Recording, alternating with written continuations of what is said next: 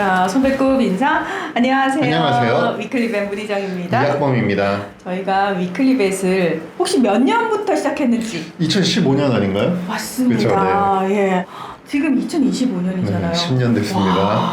그러다 보니까 이제 웬만한 거는 한 번씩은 다 얘기를 했는데 네. 매년 또는 뭐 경년으로 나오는 통계 보고서나 이런 것들에 대해서는 저희가 처음부터 다룬 경우가 굉장히 많았어요. 맞아요. 오늘 얘기할 KB경영연구소 한국반려동물 보고서 요것도 2017년에 여기서 처음 얘기했는데 위클리벳에서 결과치를 전해드린 기억이 나거든요. 네. 소개를 또 해드려야겠죠? 맞습니다. 2017년 이후에 KB경영연구소가 발표한 5번째 반려동물 보고서입니다. 바로 전에는 2023년에 발표했었거든요. 네. 그래서 저희가 지난 2년 사이에 어떤 변화가 있었는지 반려동물 시장의 변화 추이를 살펴볼 수 있는 좋은 자료입니다. 아, 이거 KB경영연구소한테 전화 한 통해요. 저희가 그래도 나오면 꼬박꼬박 살펴보고 네. 있다고. 네. 자, 가장 먼저 국내 반려동물 양육 비율부터 좀 살펴봐야 될 것 같은데 2023년 대비 아주 소폭 증가했습니다. 네, 2024년 말 기준으로 개, 고양이, 또 개, 고양이 뿐만이 아니라 뭐 금붕어, 거북이 같은 반려동물을 기르는 반려 가구가 591만 가구로 추정이 됐습니다. 이게 전체 가구의 26.7%를 차지했습니다. 반려견 가구가 455만, 반려묘 가구가 137만 가구였습니다. 2023년에는 반려동물 양육 가구가 585만이었거든요. 그래서 1년 사이에 약 6만 가구가 증가했는데 이게 비율로 따져보면 단 0.1%포인트만 증가한 수치입니다. 그래서 이 KB경영연구소는 시장 성장이 정체된 상황이다 이렇게 분석했습니다. 위클리벳 초창기 할 때만 해도 반려동물 산업시장 엄청 커질 거다. 네. 어마무시하게 성장할 거다. 이런 얘기 정말 엄청나게 했었는데 네. 실제 통계는 좀 그렇지 않다라는 게 보여지고요. 2020년에 양육가구 비율이 26.8%였거든요. 네. 그거하고 비교하면 오히려 좀 비율이 낮아졌는데 맞습니다. 일단 지역별로도 살펴볼 필요가 있을 것 같습니다. 맞습니다. 591만 가구 중에요. 수도권에 305만 가구, 51.7%가 있었습니다. 근데 경기도가 26.6%로 가장 많았고요. 네. 서울 19.2, 인천 5.9%였습니다. 가구 수로는 591만 가구예요. 네. 그러면 반려인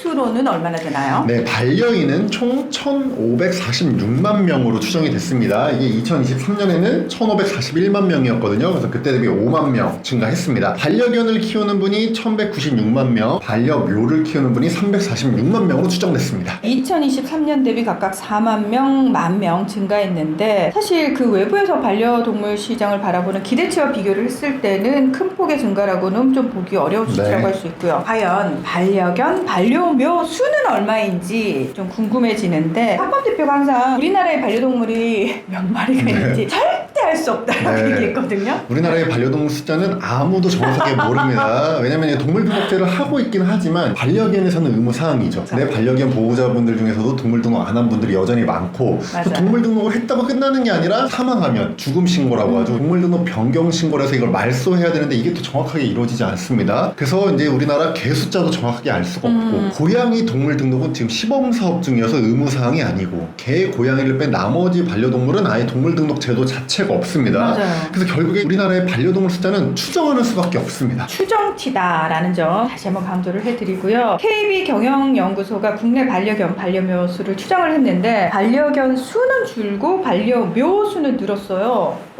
강아지 숫자가 줄었다는 얘기예요? 맞습니다. 2024년 말 기준으로요. 국내 반려견 수는 총 546만 마리로 추정됐습니다. 근데 2023년에는 이게 556만 마리였거든요. 그래서 10만 마리, 약 1.7% 감소한 걸로 나타났습니다. 이 강아지 숫자 증가율이요. 2020년에 0%, 2021년에는 1%, 2022년에는 4.8%, 2023년에는 2.4%로 매년 5% 이하로 증가했습니다. 기존에도 그렇게 많이 증가하고 있다고 볼 수 없었죠. 근데 이번에는 아예 감소세로 돌아섰습니다. 반려묘는 217만 마리로 추정이 됐는데요. 2023년 199만 마리에 대비해서 18만 마리, 9.2%나 증가했습니다. 그러니까 최근 4년간 반려묘 수 증가율은요. 1.4, 8.1, 2.6, 9.2%로 반려견보다 훨씬 빠르게 증가하고 있는 걸로 나타났습니다. 아니 왜 미국도 그렇고 일본, 프랑스 세계 여러 나라에서 개보다 고양이 많다고 하잖아요. 네. 우리나라도 그 추세를 따라가는 건가 싶은데 네.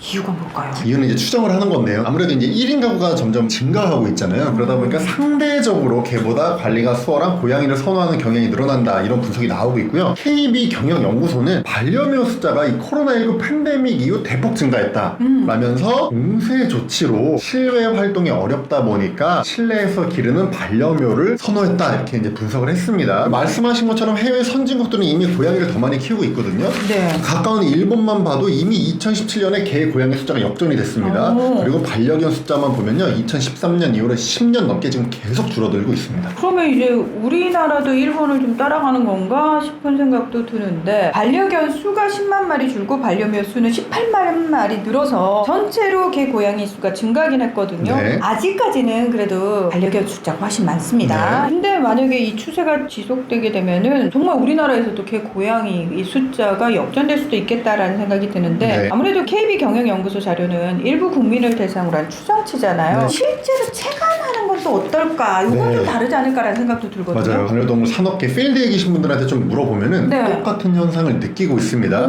특히 이제 새끼 강아지가 많이 줄었다, 이런 얘기가 이제 공통적으로 나오고 있거든요. 그래서 반려동물 산업에 종사하시는 분들은 강아지 절벽이라는 표현을 요즘에 쓰고 있습니다. 그래서 동물 생산업, 동물 판매업에 대한 규제가 강화가 되면서 이 분양이 너무 줄고 있다, 이제 이런 얘기를 하고 있고요. 일선 동물병원에도 좀 물어보니까 요즘에 강아지 백신 접종이 굉장히 많이 줄어들었다고 해요. 물론 동물병원이 많이 생기면서 경쟁이 심화된 것도 있겠지만 절대 수치 자체가 지금 줄어들고 있다, 이런 얘기가 나오고 있고, 제왕절개는 몇 년째 나는 해본 적이 없다, 뭐 이런 얘기까지 하고 있거든요. 그래서 일부 수의사분들은 지금 이제 노령견들이 5년 10년 뒤에 다 사망하게 되면은 진짜 동물병원의 케이스가 확 줄어들 거다, 개가 진짜 없다, 이런 얘기를 하고 있습니다. 일단 펫샵이 줄어들어서 뭐 주는 거는 반가운 건데, 네. 한편으로는 저희가 이런 통계 수치를 계속 살펴보는 이유가 관련해가지고 뭐 정책을 세운다든지 또는 이 산업 전망을 좀 해보기 위해서잖아요. 네. 지금 이 추세가 이제 시작된 거를 빨리 캐치를 할 필요가 있을 것 같아요. 네. 그래서 여기에 걸맞는 어떤 정책이라든지 산업의 다각화, 어떤 식으로 동물병원도 변할 것인지에 대한 고민도 사실은 이 추세에 좀 맞춰서 하실 필요가 있겠다라는 생각이 드네요. 맞습니다. 굉장히 여러 가지를 생각하게 되네요. 맞습니다. 네.